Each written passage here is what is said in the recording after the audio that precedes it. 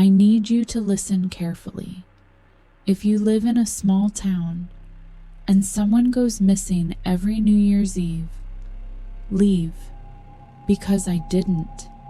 And now I understand why no one ever really survives. In my town, people don't disappear randomly. They vanish on New Year's Eve. Always after midnight. Always quietly. No screams. No bodies. No explanations. The police stopped calling it a coincidence years ago. They just stopped talking about it. Everyone pretended it was normal. But last year, the missing person was someone I knew. That's when I decided to stay awake. New Year's Eve arrived and the town felt wrong. Too quiet. No fireworks. No music. No laughter. Just houses with lights on. And curtains tightly shut. People knew. They just didn't say it out loud. I locked my doors early and checked every window twice.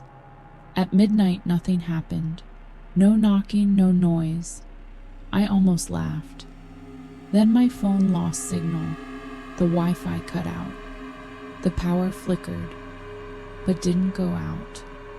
That's when the clocks stopped agreeing. My phone said one time.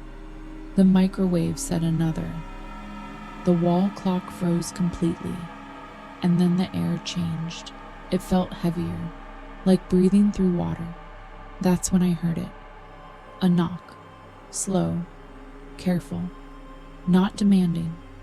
Polite. It came from the house across the street. 3 knocks. A pause. Then the door opened. I watched through the window. No one was there. But the door opened anyway. The knocking moved. House to house. Always 3 knocks.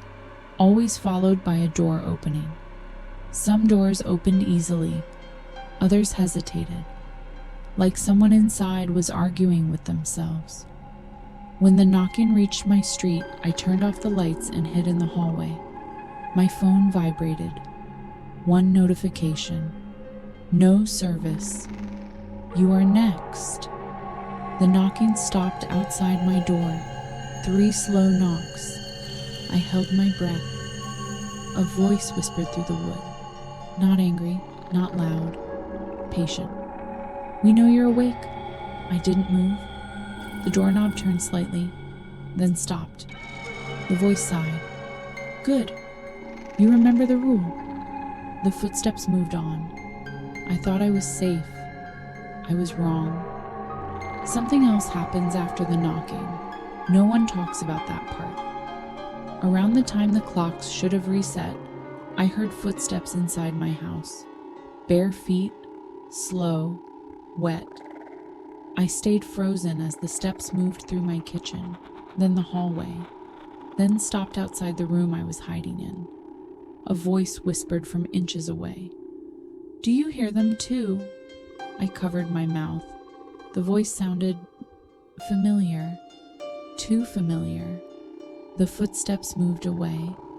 At some point, I passed out. Morning came like nothing happened. Power restored. Clocks normal. But the house across the street was empty. Police cars. Caution tape. Another disappearance. I told myself it was over. I was wrong again. Because surviving once changes something. People started looking at me differently, avoiding eye contact, whispering. An old woman at the grocery store grabbed my wrist and said, "They let you stay because they needed a replacement." I laughed it off. I shouldn't have. This year, New Year's Eve came faster than it should have. The town was quieter than ever. This time, I didn't just lock the doors. I stayed in my bedroom with the lights off. At midnight, the knocking began again, but it wasn't outside. It was inside the walls, behind the mirrors, under the floor. Then I heard it. Knock, knock, on my bedroom door. My phone lit up. 1 message. It's your turn to answer. Before I could move, the door creaked open, and standing there was me. Same face, same clothes, same voice. It smiled and said, "Don't worry, you'll understand soon." That's when I realized the truth. The missing people aren't taken, they're replaced. And now, I'm the one knocking.